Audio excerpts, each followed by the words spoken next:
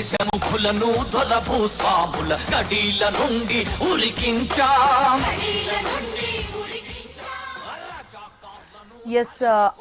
రచయిత కవి అందశ్రీ గారి అంత్యక్రియలు కొనసాగుతున్నాయి.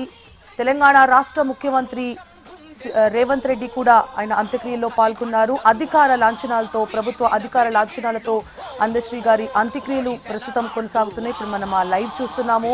ఆయన కుటుంబ సభ్యులతో పాటు తెలంగాణకి సంబంధించిన పలువురు రచయితలు, కవులు కూడా ఆయన అంత్యక్రియల్లో పాల్గొన్నారు. నిన్న అందశ్రీ గుండెపోటుతో మరణించిన విషయం అందరికీ తెలిసిందే. ఆయనకి సంబంధించి తెలంగాణకి సంబంధించిన రచయితలు, కవులు కూడా సాహితీ ప్రపంచంలో ఒక తీరని లోటు అని వ్యాఖ్యానించడం చూసాము. అలాగే తెలంగాణ రాష్ట్ర ముఖ్యమంత్రి, ఏపీ రాష్ట్ర ముఖ్యమంత్రి, పలువురు మంత్రులు, ఇతర కవులు, రచయితలు కూడా ఆయన మరణానికి తీవ్ర సంతాపాన్ని తెలియజేశారు. ఈ రోజు అధికార లాంఛనాలతో అందశ్రీ గారి అంత్యక్రియలు ప్రస్తుతం అయితే కొనసాగుతున్నాయి. ఇప్పుడే చూసాం మనం, అధికార లాంఛనాలు కొనసాగాయి, ఇప్పుడు ఆయన అంత్యక్రియలు కొనసాగుతున్నాయి. సీఎం రేవంత్ రెడ్డి కూడా స్వయంగా ఆయన అంత్యక్రియల్లో పాల్గొనడం ఇప్పుడు మనం చూస్తున్నాము విజువల్స్ లో. ఆయన కుటుంబ సభ్యులు కూడా అక్కడ పాల్గొన్నారు. ఆయనతో పాటు ఇతర కవులు, రచయితలు ఎవరైతే ఆయనతో ప్రయాణం చేశారో, ఆయన సాహితీ ప్రపంచంలో కానివ్వండి, ఆయన కెరియర్లో కానివ్వండి, ఎవరైతే ఆయనతో ముందుకు సాగారో వారంతా కూడా నిన్నటి నుంచి ఆయన మృతి పట్ల తీవ్ర దిగ్భ్రాంతి వ్యక్తం చేశారు. అందశ్రీ 1961లో వరంగల్ జిల్లాలో జన్మించారు. అయితే తెలంగాణ ఉద్యమ పోరాట సమయంలో ఆయన రచించిన రచనలు, కవితలు ఏవైతే ఉన్నాయో అవి తీవ్రంగా ప్రజల్లోకి వెళ్ళాయి. తెలంగాణ ఉద్యమ సమయంలో ఆయన రచించిన తెలంగాణ గేయం ఏదైతే ఉందో ప్రతి చోట కూడా ఎక్కడ సభలు, ర్యాలీలు నిర్వహించిన ఆయన పాటే వినిపిస్తూ ఉండేది. దీంతో ఇప్పుడు ప్రస్తుత ప్రభుత్వం ఏదైతే ఉందో రాగానే కూడా అందశ్రీ రచించిన తెలంగాణ గేయాన్ని రాష్ట్ర గేయంగా నిర్మించడం, అంటే అధికారికంగా ప్రకటించడం జరిగింది. నిన్న అందశ్రీ మృతి పట్ల కూడా సీఎం రేవంత్ రెడ్డి తీవ్ర దిగ్భ్రాంతి వ్యక్తం చేశారు. ఆయన మృతి సాహితీ ప్రపంచానికి తీరని లోటు అని వ్యాఖ్యానించారు.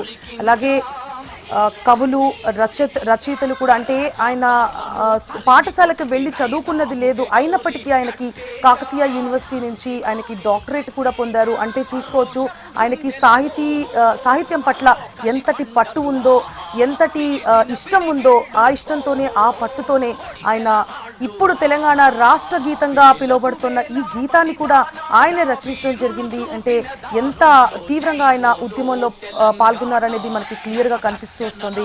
అయితే నిన్న ఆయన మృతి పట్ల ప్రతి ఒక్కరు కూడా తీవ్ర దిగ్భ్రాంతి వ్యక్తం చేశారు. ఎటువంటి పెద్ద ఆరోగ్య సమస్యలు అయితే లేవు అని చెప్పుకుంటూ వస్తున్నారు. కానీ అకస్మాత్తుగా ఆయనకి అనారోగ్యం కలిగింది.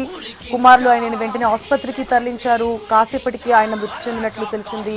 ఆయన మృతి సాహితీ లోకానికి కానీ, కవి ప్రపంచానికి కానీ తీరని లోటు అని ప్రతి ఒక్కళ్ళు చెప్పడం జరిగింది. అయితే సీఎం రేవంత్ రెడ్డి అందశ్రీ గారితో స్వయంగా చేసిన ఇంటర్వ్యూ కూడా ప్రస్తుతం సోషల్ మీడియాలో వైరల్ అవుతోంది. ఆయన తన గురించి తాను చెప్పుకోవడం, సాహితీ లోకం నేను ఎంచుకోవడం కాదు, సాహితీ లోకమే నన్ను ఎంచుకుంది అని కూడా ఆయన ఒక సందర్భంలో వ్యాఖ్యానించడం చూసాము. సో అంటే అంకిత భావం, అలాగే మనసు నిండా కూడా తెలంగాణ ఉద్యమం పట్ల ఆయన ఎంత భావుకత ప్రదర్శించారు అనే దానికి నిదర్శనంగా ఆయన రాసిన పాట ఏదైతే ఉందో అది ప్రజల్లోకి ఎంత తీవ్రంగా వెళ్ళింది. అలాగే అంతకు ముందు మాయమైపోతున్నాడమ్మా అనే పాటతో తొలిసారిగా ఆయన ప్రజల్లోకి వచ్చారు. దాని తర్వాత రాసిన ఈ పాట అయితే తెలంగాణ ఉద్యమంలో చాలా కీలక పాత్ర పోషించింది అనడంలో ఎటువంటి అతిశయోక్తి లేదు. ప్రస్తుతం మనం చూస్తున్నాం స్క్రీన్ పైన విజువల్స్లో చూడొచ్చు. అందశ్రీ గారి అంత్యక్రియలు అధికార లాంఛనాలతో కొనసాగుతున్నాయి. స్వయంగా సీఎం రేవంత్ రెడ్డి గారు వచ్చారు. ఆయన కుటుంబ సభ్యులకి, అలాగే ఇతర కవి, రచయితలందరూ కూడా వచ్చి అంత్యక్రియల్లో పాల్గొన్నారు. ప్రతి ఒక్కరు కూడా అందశ్రీ మరణానికి తీవ్ర దిగ్భ్రాంతి వ్యక్తం చేశారు. కుటుంబ సభ్యులకి తమ ప్రగాఢ సానుభూతిని కూడా తెలియజేస్తూ వస్తున్నారు.